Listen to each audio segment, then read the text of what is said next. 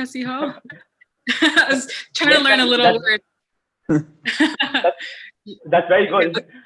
I was trying to learn a little bit before coming on here, but yeah, thank you for having me. I'm excited to be here, and thanks for doing this initiative. And I hope I can provide some kind of help in any capacity. All right, that's great. So Bushra, let's start from the beginning. Like, how did you get into MUNs? How's your experience been, and have they helped you in any way? Yeah, sure. So a lot of people who do MUN have been doing it since high school and whatnot. And I had kind of an untraditional route, so I didn't join until like my sophomore year of college. I knew some members on Secretariat, and they knew I was doing some work in blockchain on campus, and so they encouraged me to apply to join the team because they wanted me to write about this emerging technology and to cover issues that are relevant today. Oftentimes, many MUN conferences are about either topics that happened in the very past or current present, but this was really like an emerging conversation that was going to impact the future. So it was like a proactive committee that they were excited to introduce to WorldMUN. So I applied, and that's how I ended up getting into MUN and began to love it, and was stuck to write the background guides, but it was it was a pleasure, and here I am today. And in terms of, I guess you said, how has it helped me in other aspects of my life? It's on the chair side, because you're a student at the same time as writing these background guides, and it's honestly like a part-time job because you're doing so much research with very limited direction and really timely deadlines, because there's a whole conference waiting on you. So it really taught me a lot about time management and writing and taking direction by myself. And it's also, you become really good with talking to people and communicating with so many different people from so many different cultures. So you'll really carry and cherish the experiences for the rest of your life. That makes sense. So with regards to like the technicalities of like Model UN itself, so two of the most important things that we've learned are impact and memorability. And what delegates particularly struggle with is like getting recognition from chairs at particularly large committees. So in your vast experience, you've served as a committee director several times. So what is the one thing or a couple of things that you think delegates need to learn to get recognition and to stand out? Sure. So I spoke a little bit about this actually with another member of Secretariat. And one thing that she said that really stuck out to me is, do not be afraid to highlight aspects of your personality. So if you're a naturally funny person, use that, don't hide it, as long as you remain professional. I know this is, casual conversation, but when I'm in that room, you have to be professional. So keep it that way, but don't be afraid to hide your personality. Become comfortable with public speaking. You can't, only study the topic of your committee. You have to also study how to speak and practice it. So you don't just read off your notes. Appear as if you know what's really going on. And also emphasize your authorship of bills. So don't let others take credit for your work, because sometimes the chair might miss the work that you put in and contributed in the unmods. So make sure you also, when you go and speak up, give yourself credit. And also in the very beginning, make sure you introduce yourself to the team, to the chair, but also the assistant chairs or assistant directors, because they really help the chair out a lot. There's oftentimes 150 delegates. So if you want to stand out, you're not going to just stand out to the chair. You have to stand out to the assistant directors, because they're the ones keeping track, because your chair is going to be all over the place at times. So following up on what you just said about unmods, this is particularly an issue in Pakistani circuit that people get really over-competitive. So what do you suggest? How can one deal with over-competitive delegates, specifically in unmoderated caucuses? Yeah, sure. So like I mentioned earlier, the chair or the delegate or the director, as well as the assistants, are going to be walking around in the unmods, and they're really keeping track. So we can sense when someone's overly competitive. So don't try to be one of those people, because they're oftentimes going to sabotage themselves. And with that in mind, don't feel insecure and build a sense of authority. So don't try to speak over others, but present yourself in a good way. stay calm and present actually good ideas. And again, just keep in mind that the chair is going to notice if someone's being, overly on edge. So just keep doing what you're doing. And as long as you're presenting good ideas and you give yourself the credit when you go and speak up, then I think you should be good. So Bushra, just to follow up on that, so how do you essentially draw the balance between being able to stand out through very good speeches to being just like present in the committee, being memorable, impactful, while also doing the things that you just mentioned, like being calm, not being too overly competitive, not being like just like being evident that you're just there for the award. So I think a lot of delegates struggle to find that balance. So what do you recommend in terms of finding that ideal balance and realizing what you actually need to do? Yes, that's a fantastic question. And I think the number one thing is to come into the room prepared. So I remember so many distinct times where someone tried to appear very intelligent and try to introduce something new when it was already in my background guide, or they said something opposed to, contradictory to something I wrote. And you can tell where someone didn't read the actual guide. So come prepared and let the chair know that. Like Ahsan did a very good job, and he had read everything, front and back, and you can tell that, and that's how you can stand out. So if you come prepared, and then you don't have to do as much research during your unmods. You're going to be able to really present yourself properly. And also, if you're a double delegate, then make sure you split up the work. Don't do the same thing at the same time. And if you're a single delegate, then honestly, it's as long as you've done enough research and get a good night's sleep. The conference is long, so get a good night's sleep and you'll be fine. All right. Okay, So usually, yeah.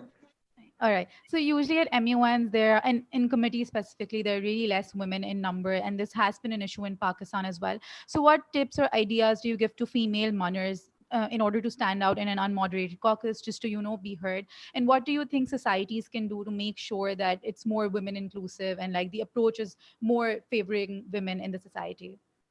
For sure.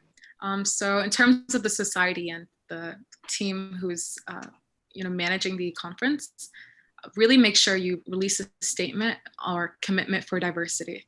So ensure that all the chairs know that, and you've had a statement released out. And also you should set up norms in the very beginning of the session. So have community norms and describe in detail like what your commitment to diversity is. And also write it in your director's letter in the beginning of your background guide. Say you plan on having a very inclusive environment, and if anyone has an issue, like to make sure you bring it out. In terms of munners themselves, make sure you advocate for yourself. So if another male is cutting you off, say, hey, you cut me off, and then continue your conversation. So do not be afraid to advocate for yourself, and ask the chair if you have an issue. Ask them if they have a statement or commitment for diversity, or remind them to remind the rest of the committee. And if there's a huge issue, and if it's warranted, then also provide anonymous feedback to your chair through a note, and tell them that you have a problem. But also in terms of, again, the chair or the director, make sure you're very cognizant of your speakers list. So I don't know what you guys use, but for us, we had a very detailed Google sheet that we marked every time someone spoke. So we know exactly how many times every delegation spoke. And this should also be shared with your assistants so you can keep track throughout the meeting. And I can't stress this enough, that Google sheet, saved us. And we kept a detailed track of, who was speaking and how many times we called on specific people. So we can make sure that we're intentionally calling on the woman if they rose their hand and we forgot to call on them, because that, inevitably happens. So, we also sometimes, some people were shy to speak up. So I would also write notes to remind them, like, hey, I'd like you to speak at the next round. And so that's why sometimes we even took a while to pick the speakers list. Even though everyone's hands were up, we were looking at our Google Sheet to see who we needed to call next. Bushra, so regarding this speakers list and the documentation you do as a chair during moderate caucuses and so on, do you also take notes of what the delegates are saying? And like, how extensive is that? Like, do you rely mostly on how memorable they were, or do you really look at what they said, even if you don't necessarily remember it at the end of the day? Yeah, so it really depends. It also depends on how many assistants you have, but usually you delegate who's doing what. If someone's the one showcasing the speakers list and like taking care of the tech, then they're just doing that, and then usually have two other people taking notes. It depends on like if it's a moderated caucus or whatnot, but if it's something very memorable, then yes, we'd write it down. If it was information that was very contradictory to like the real life and it was like made up facts, then yes, we take that down as well, and we fact check, like, is this person saying nonsense or is it correct? If it wasn't memorable, we'd also write that down. They just repeated verbatim the person beforehand. So we're not always writing the content, but we're writing the method that was utilized. If someone was a very good speaker, that's also noted. So it really depends on the chair and who's directing your team. But for me, at least, I did take detailed notes, and at the very end of the conference, you go back and you can Control F to see every delegate and who said what. Bushra, so you've covered like aspects of munning very comprehensively. So if I were to ask like a general question, that in your experience as a committee director, as a delegate, as an organizer, what are some of the most common mistakes, some of the most common misconceptions that people have regarding Model UN, whether that be like in terms of the technicalities of Model UN or what they expect from a Model UN conference? What are some of those things that you believe are very prevalent in our circuits, and how can we change those?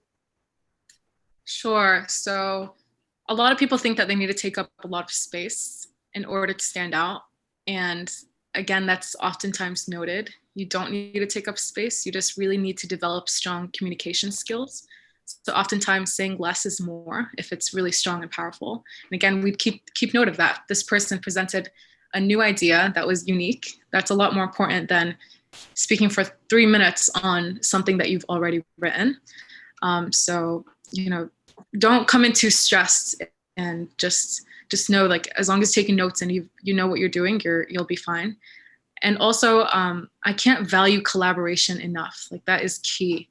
You have a team, so utilize them and don't be afraid to ask for help beforehand. And also keep in mind that the chair, oftentimes has 150 delegates. So I remember getting so many emails like the week of conference from everyone asking questions, and you're working from 6 a.m. oftentimes till midnight, so you're not gonna have time to answer all those emails.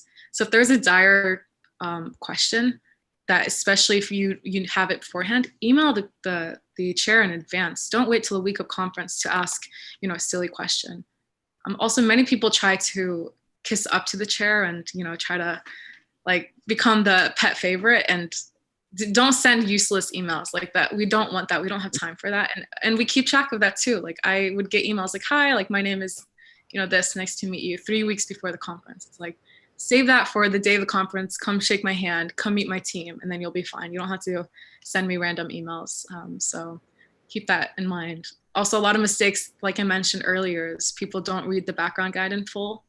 And that's just, we've spent so much time writing those, and someone else has proofread them, and we try to make them really good because obviously our names are going to be on these documents for the rest of our lives, wherever those documents go.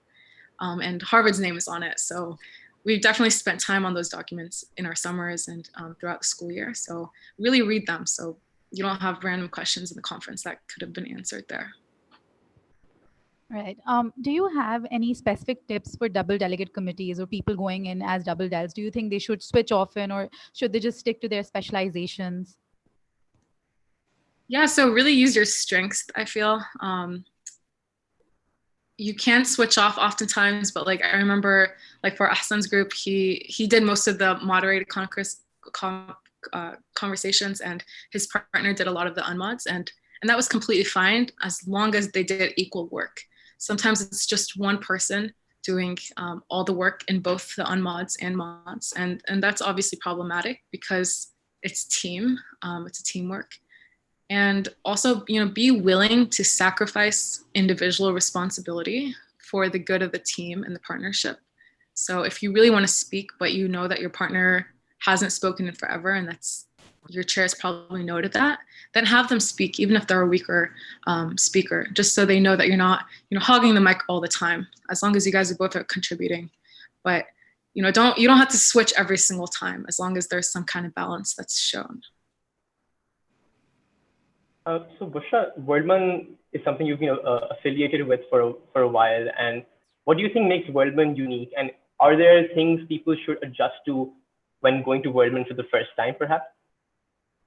Yeah, sure. So in terms of adjusting for the first time, read the rules of procedures. It's just, I think, like a 13-page document on the website, and we do have things that are different than other MUNs. I've done both WorldMUN and HMUN, and I know that's why I keep switching between the word chair and director, because they both use different words, and also there are some different rules. So make sure you're aware of them, because so many times in the very beginning of the conference, people ask questions like, how about this, or how about this? And we'll be like, that's not part of our rules of procedures.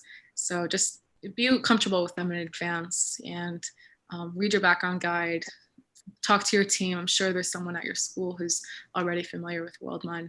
In terms of what's different, I mean, it's an amazing conference with people coming from all over the world, with various backgrounds and various opportunities that they can present to yourself. We met, the King of Spain in Madrid, if you remember that, and you're not going to get that at other conferences. We really work so hard behind the scenes for a whole year to make the best of the best experience. So I can't emphasize that enough. It's really, it will change your life if you maximize the opportunity presented.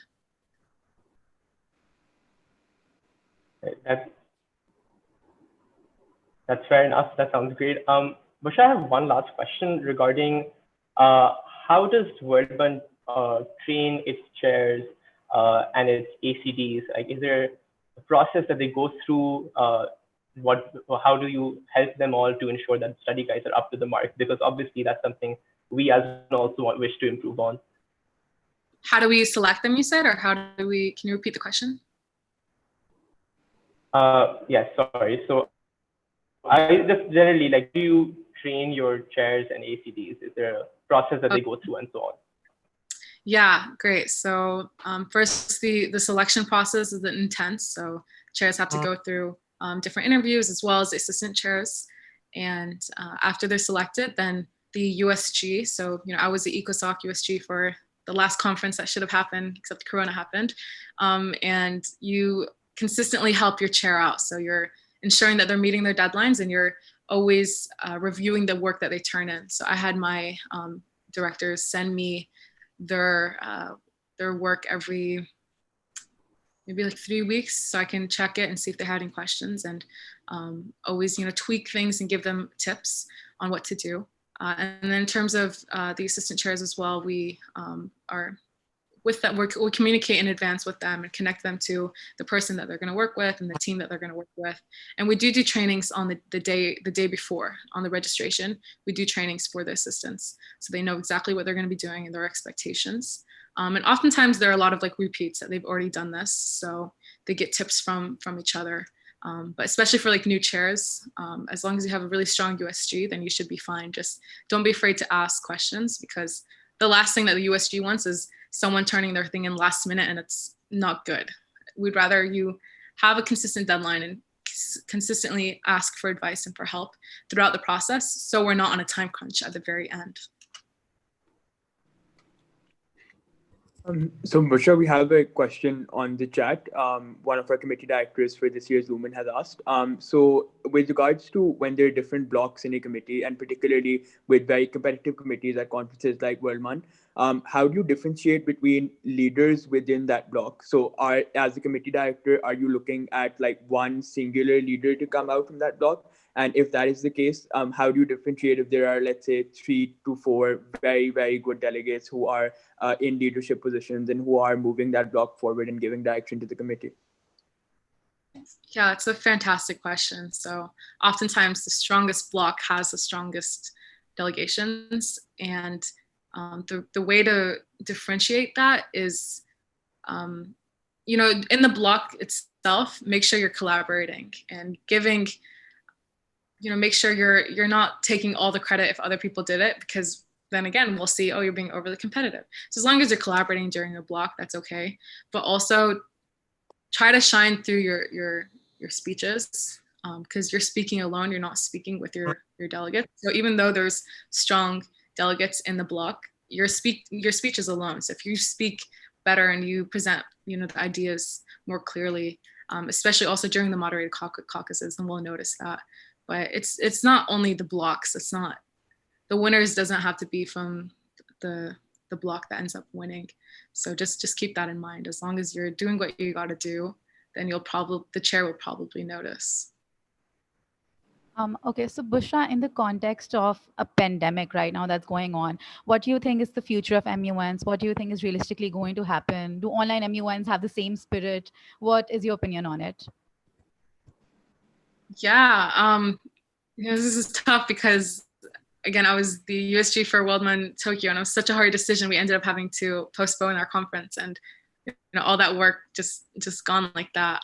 So it's definitely hard, and it's definitely a challenge. I'm sure many MUN societies are having trouble navigating that.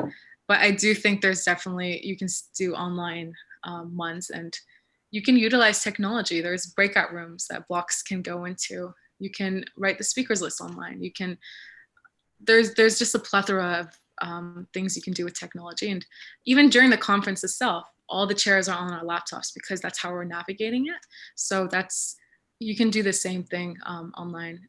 The spirit can be created if you utilize social media too, and you have people communicate with each other. It's obviously not going to be the same, but as long as you're getting the job done and you're practicing your public speaking, then it's still a good thing to do.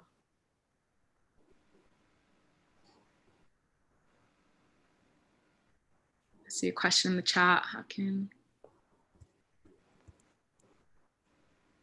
incentives to highlight people to come to Pakistan?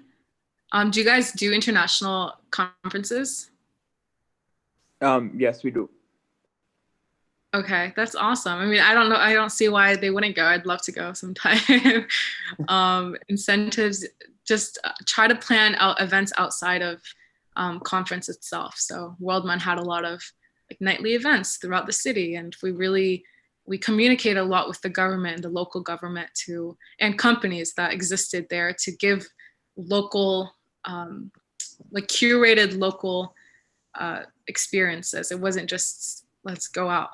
It was really, you know, you're in Spain now, let's do something that other people in Spain usually do. So try to really highlight Pakistani culture and have people you know, enter that sphere.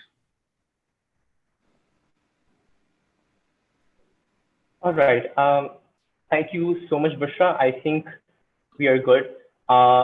Thank you so much for taking out the time for this. Like, we really appreciate it. And like, I really hope you're doing well. I really hope things get better soon. And who knows, if you're excited about coming to Pakistan, perhaps we can have you here for WorldMUN a couple of years later when the pandemics die down. But yeah, once again, thank you so much for all of us here at WorldMUN. Yeah. Thank you so much, Bushra. Thanks. It was really fantastic. Thank you so much. Yeah, thank you for having me. This is wonderful. And if you guys have any questions, feel free to reach out to me or send me the questions as well. And I'm happy to answer more questions that people have. Thank you so much. It will be really helpful. Yeah, thank you. Have a great one, guys. Bye-bye. All right. Bye. Bye. Bye.